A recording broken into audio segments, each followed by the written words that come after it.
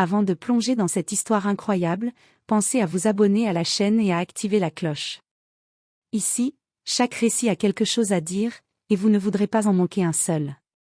Dans le quartier huppé de New York, la tour de verre du milliardaire Richard Davenport dominait l'horizon comme un symbole de puissance et d'arrogance. Reconnu pour son empire financier et son ego démesuré, Richard pensait que l'argent et le prestige suffisaient à tout pardonner, même ses cruautés. Un matin, dans le hall étincelant de son immeuble, Marcus Brown, le concierge, s'affairait à ses tâches quotidiennes, balayant le sol et veillant à ce que chaque recoin brille. Marcus, un homme discret et travailleur, avait grandi dans les rues de Brooklyn, mais sa dignité et son calme étaient intacts. Richard, en traversant le hall, remarqua un petit cafouillage, un sac oublié par un visiteur. Plutôt que de s'arrêter pour aider ou observer calmement, il s'emporta contre Marcus, le traitant de manière humiliante devant les autres résidents. « Vous êtes incapable de faire votre travail correctement » lança-t-il, le regard méprisant. Marcus resta silencieux, son visage impassible, mais une colère froide brûlait en lui. Il savait que Richard sous-estimait ceux qui ne portaient pas de costume et n'avaient pas de carte de visite prestigieuse. Richard quitta le hall, sûr que sa stature et son argent avaient écrasé toute opposition. Il ne savait pas que ce simple acte, qu'il considérait insignifiant, allait déclencher une série d'événements qui ébranleraient son monde parfaitement ordonné. Car Marcus n'était pas seulement un concierge, il avait un passé, des connexions, et une intelligence que Richard n'avait jamais soupçonnée. Ce que Richard ignorait, c'est que l'arrogance et le mépris ont une façon étrange de se retourner contre ceux qui s'y croient intouchables. Et Marcus, avec patience et détermination, allait montrer à ce riche arrogant que l'humiliation d'un homme noir, même invisible aux yeux du monde, n'est jamais sans conséquence. Quelques jours après l'humiliation dans le hall, Richard Davenport poursuivait sa routine avec son arrogance habituelle, inconscient que son petit acte allait bientôt lui coûter cher. Dans son bureau au dernier étage, entouré de tableaux coûteux et de trophées de succès, il riait avec ses associés, moquant la « stupidité » de Marcus comme s'il parlait d'un animal de compagnie. Pendant ce temps, Marcus, chez lui dans un modeste appartement de Brooklyn, réfléchissait. Il avait passé des années à observer des hommes comme Richard, riches, puissants, persuadés que leur argent les rendait intouchables. Mais Marcus n'était pas un homme ordinaire. Ancien étudiant en ingénierie, il avait abandonné ses rêves pour subvenir aux besoins de sa famille, tout en gardant une intelligence et une stratégie affûtées. Ce matin-là, Marcus reçut un appel inattendu. Une ancienne collègue, Jasmine Carter, maintenant avocate influente à Manhattan, avait entendu parler de l'incident. « Marcus, je sais ce qui s'est passé avec Davenport. Tu ne devrais pas laisser passer ça, dit-elle, la voix ferme mais bienveillante. Marcus savait qu'il devait agir, mais pas avec colère. Son plan serait précis, méthodique, et surtout, public. Il commença à recueillir des informations sur les affaires de Davenport, ses partenariats, et ses failles. Petit à petit, il tissait un filet autour du milliardaire arrogant. Le lendemain, dans l'immeuble, Richard se vante encore de son pouvoir. Mais ce qu'il ignore, c'est qu'un simple sourire de Marcus, discret mais assuré, cache la naissance d'une revanche qui pourrait ruiner sa réputation, son empire et son ego. Et la première étape serait de frapper là où il se croyait invincible, son image publique. Car dans ce jeu, l'arrogance est une faiblesse, et Marcus, humble mais rusé, avait tout le temps et la patience du monde. 2 semaines après l'incident, Richard Davenport pensait que tout avait été oublié. Le hall de son immeuble était à nouveau immaculé, les résidents distraits par leur routine, et Marcus continuait à passer inaperçu. Mais l'homme qui l'avait humilié n'était plus le simple concierge qu'il croyait connaître. Marcus avait commencé par exploiter ses connaissances du bâtiment et de ses résidents. Il savait quels investisseurs fréquentaient l'immeuble, quelles soirées privées se tenaient, et surtout, il connaissait les habitudes de Richard. Une information cruciale, Richard donnait souvent des interviews à des magazines de luxe pour montrer son image de philanthrope et de visionnaire. C'est là que Marcus frappa. Avec l'aide de Jasmine, il découvrit qu'une enquête discrète sur les pratiques commerciales de Davenport était en cours. Marcus se renseigna sur chaque projet controversé du milliardaire, collectant preuves et témoignages. Le moment décisif arriva un matin, lors d'un événement caritatif à Central Park, organisé par Richard pour montrer sa « grandeur d'âme ». Marcus, présent incognito, avait préparé une intervention subtile mais percutante. Pendant que Richard distribuait des discours et souriait aux caméras, Marcus fit passer un message anonyme à un journaliste influent, un dossier complet sur les pratiques douteuses de Davenport et ses comportements humiliants envers ses employés. Le journaliste, intrigué et conscient de la gravité des informations, commença à enquêter immédiatement. Les premières révélations furent publiées le soir même, les habitants de l'immeuble, choqués, commencèrent à parler, et les réseaux sociaux s'emparèrent de l'affaire.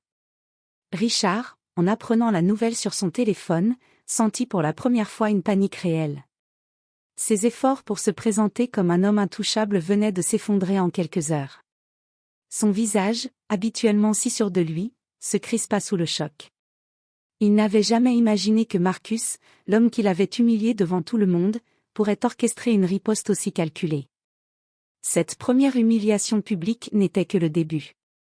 Marcus avait préparé son plan avec minutie, chaque étape viserait à faire comprendre à Richard que l'arrogance et le mépris ont des conséquences, surtout lorsqu'on sous-estime quelqu'un. Et Richard allait bientôt apprendre que l'argent ne protège pas de la justice sociale ni de la vengeance intelligente. Quelques jours après la publication de l'article compromettant, Richard Davenport était devenu le sujet de discussions incessantes. Ses collègues se détournaient, ses partenaires financiers étaient nerveux, et les réseaux sociaux ne lui laissaient aucun répit. Mais Richard, dans son arrogance, pensait encore pouvoir tout contrôler. Marcus, cependant, ne comptait pas s'arrêter à des révélations publiques. Il voulait que Richard ressente personnellement le poids de son arrogance. Avec prudence, il commença à infiltrer davantage la vie du milliardaire. Grâce à sa position dans l'immeuble et à son réseau discret, il réussit à obtenir des informations sur les déplacements privés de Richard, ses habitudes et même ses rendez-vous avec des clients influents. Une soirée décisive fut organisée par Richard, un gala extravagant pour impressionner des investisseurs internationaux. Marcus, toujours incognito, avait préparé sa stratégie. Avec l'aide de Jasmine et d'un petit groupe de journalistes indépendants, il intercepta les invitations et transforma l'événement en un fiasco public pour Richard. Lorsque Richard monta sur scène pour son discours, les lumières projetèrent sur lui des images et témoignages de ses humiliations passées, de ses employés et de ses partenaires lésés. Les murmures se transformèrent en chuchotements consternés, puis en critiques ouvertes. Les investisseurs, choqués par ces révélations, commencèrent à quitter le gala, certains annulant immédiatement leur contrat. Richard, abasourdi, sentit pour la première fois une peur réelle. Son visage, autrefois si sûr et arrogant, était maintenant marqué par la panique et l'incompréhension. Il comprit que Marcus n'avait pas seulement exposé ses pratiques douteuses, il avait dévoilé la véritable nature de l'homme derrière le masque de richesse et de pouvoir. Le moment le plus humiliant fut lorsque Marcus, discret mais visible dans la foule, sourit calmement. Ce simple geste déclencha une prise de conscience chez Richard. Il n'était plus le maître de son empire, il était vulnérable, et surtout, il avait sous-estimé un homme qu'il croyait insignifiant. Cette soirée ne fut que le prélude d'une leçon plus profonde. Richard allait bientôt réaliser que l'arrogance et le mépris, surtout envers ceux qu'il considérait comme inférieurs, peuvent provoquer des conséquences irréversibles, et que la vraie puissance réside dans l'intelligence, la patience et la dignité, qualités que Marcus possédait en abondance. Quelques semaines après le fiasco du gala, Richard Davenport était un homme méconnaissable.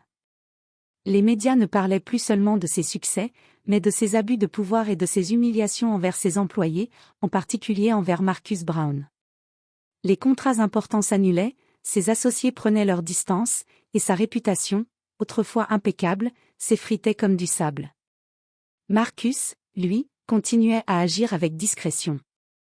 Il ne cherchait pas la vengeance pour le plaisir, mais pour rétablir la justice et montrer que la dignité et l'intelligence surpassent l'arrogance et l'argent. Un matin, Richard reçut un appel inattendu de Jasmine Carter. La voix calme et ferme de l'avocate lui fit comprendre que la situation était irréversible. Elle lui annonça que plusieurs enquêtes financières avaient été accélérées grâce aux preuves collectées par Marcus, et qu'il risquait désormais de lourdes sanctions légales. Cerné et acculé, Richard se rendit au bureau de Marcus dans le hall de l'immeuble. Il n'y avait ni caméra, ni spectateurs, seulement les deux hommes. Le milliardaire, pour la première fois, montra de la vulnérabilité. Marcus, je n'avais aucune idée, je pensais. Balbutia Richard, incapable de finir sa phrase.